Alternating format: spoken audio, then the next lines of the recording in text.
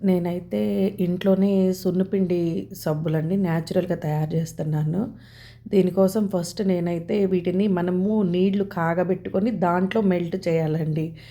మనం ఈ soap base అనేది. సో, దానికోసమని నేను ఒక వెడల్పుగా ఉన్న ఏ పాత్ర అయినా తీసుకోవచ్చు. నా దగ్గర బాండీ కనిపించింది బాగా వెడల్పుగా. ఆ బాండీలో ఏందంటే దానికేం కొలత లేదండి వాటరు. మనము కొద్దిగా ఎంత కావాలనుకుంటే అంతనమాట. కొంచెము ఎక్కువగా బాయిల్డ్ అవ్వడానికి అనుకూలంగా ఉన్నాయన్ని వాటర్ తప్పనిసరిగా నేను 1 లీటర్ పోసాను. తర్వాత ఏందంటే ఇది ఒక హాఫ్ కేజీ సోప్ బేస్‌తో చేస్తున్నాననమాట. దీనికోసం నేనేం తీసుకున్నానంటే గ్లిజరిన్ సోప్ బేస్ తీసుకున్నానండి. దీనికి మనం ఏ సోప్ బేస్ అయినా తీసుకోవచ్చు. మనం షియా బటర్ తీసుకోవచ్చు, గోట్ మిల్క్ తీసుకోవచ్చు. బట్ నేనేందంటే ఫస్ట్ ఒక గ్లిజరినే సోప్ బేస్ తీసుకున్నాను. దీన్ని చిన్న చిన్న ముక్కలుగా కట్ చేసుకోవాలండి. ఎందుకంటే మనకి తొందరగా మెల్ట్ అవ్వాలి కాబట్టి, మనం డైరెక్ట్‌గా హీట్ చేయట్లేదు కదా! హాట్ వాటర్‌లో దీన్ని మెల్ట్ చేస్తున్నాం కాబట్టి, దీన్నైతే మా మెహరీన్ అదేనండి మా పాప చిన్న పీసెస్‌గా కట్ చేస్తా ఉంది. నేను వీడియో షూట్ చేసుకుంటున్నాను.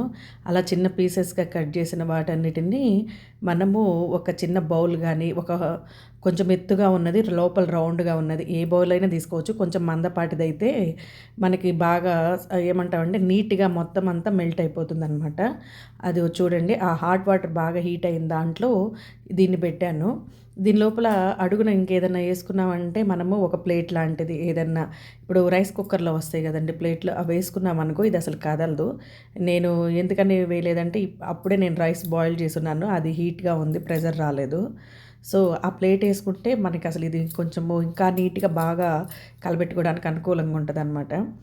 ఇదంతా మనకేందంటే మెల్ట్ అవ్వాలి. కొంచెము ఒక మూడొంతులు మెల్ట్ అయిన తర్వాత ఏం చేస్తానంటే నేను కేజీకి 100 గ్రాములండి కొలత. సో, నేను హాఫ్ కేజీ చేస్తున్నాను కాబట్టి అన్ని 50 గ్రామ్స్ తీసుకుంటున్నాననమాట. దీనికోసం ఏమేమి తీసుకుంటున్నానంటే హాఫ్ కేజీ సోప్ బేస్ దీన్ని మెల్ట్ చేస్తున్నాను.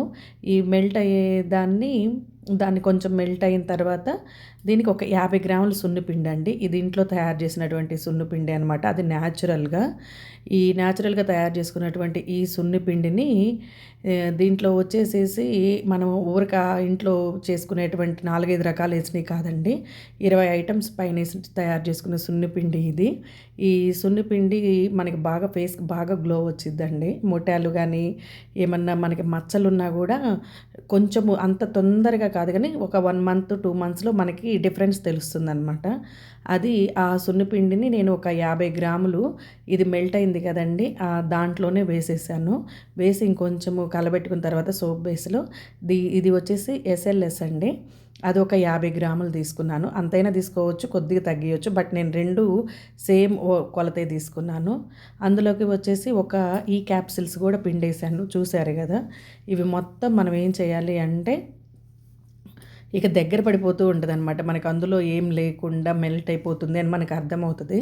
అప్పుడు ఇయన్నీ వేసేసి ఇంక దించడానికి ఒక 2, 3 మినిట్స్ ముందు వేశానండి నేను. ఇదొచ్చేసి ఎస్ఎల్ఎస్‌ది ఈ క్యాప్సులు ఇవన్నీ వేసేసి శుభ్రంగా కలబెడతా ఉన్నాను.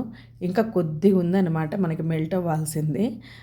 ఆ మెల్ట్ అయ్యేది గూడా ఇంకా అయిపోతది. మనకు ఎప్పుడైతే ఇది శుభ్రంగా మొత్తం మెల్ట్ అయిపోతదో అది కొంచెం ఉంది. దాన్ని నేను మెల్ట్ చేస్తా ఉన్నాననమాట. అంటే ఇంకొక 5 నిమిషాల్లో మనం దించుతాము అనంగా నేను అంటే 2, 3 నిమిషాలేనండి పట్టేది. మన హాట్ వాటర్ ఎక్కువ హీట్ అయితే అనమాట.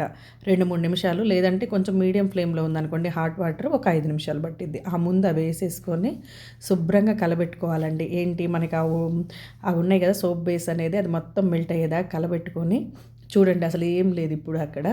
అలా వచ్చిన తర్వాత నేను ఆఫ్ చేసేసి ఎమ్మటనే మనము ఈ సోప్ మౌల్స్ అనేది నేను ఆల్రెడీ కడిగేసి శుభ్రంగా ఆరబెట్టి పెట్టానండి. ఇంకేమైనా తడుందా అని ఒకసారి చూశాను. తడేం లేదనమాట.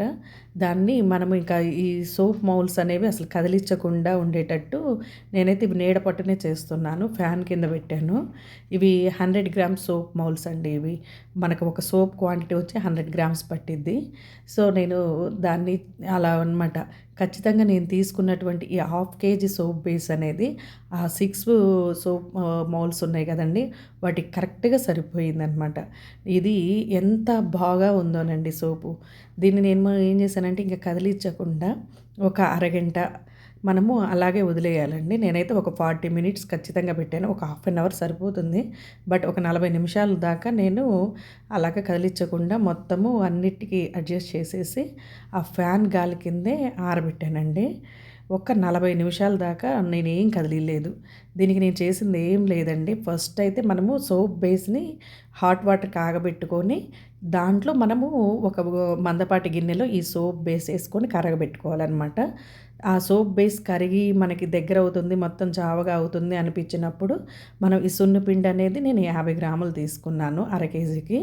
దాంట్లో ఏం చేశాను, మొత్తం అయిపోయి ఇంక దించుదాము, మొత్తం కరిగిపోతుంది అనుకున్నప్పుడు మాత్రం నేను ఈ ఎస్ఎల్ఎస్ అనేది ఒక 50 గ్రాములేసాను. ఒక ఈ క్యాప్సూల్స్ ఏసాను. మొత్తం వేసి నీట్‌గా కలబెట్టేసేసుకొని, ఎమ్మటనే మనము ఈ సోప్ మౌల్డ్స్ రెడీ చేసి పెట్టుకొని, తడనేది లేకుండా అసలు నీళ్ళనేది తగలకుండా చూసుకోవాలి.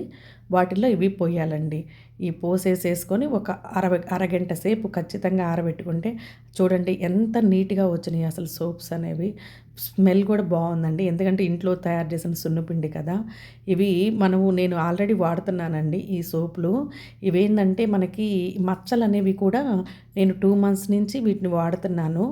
అసలు ఎన్నాళ్ళ నుంచో ఉన్న మచ్చలు కూడా ఎంత నిదానంగా నీట్‌గా పోతున్నాయండి. ఆ మచ్చలు పోవడం కోసం నేనైతే ఇదివరకు టాబ్లెట్స్ కూడా వాడాను.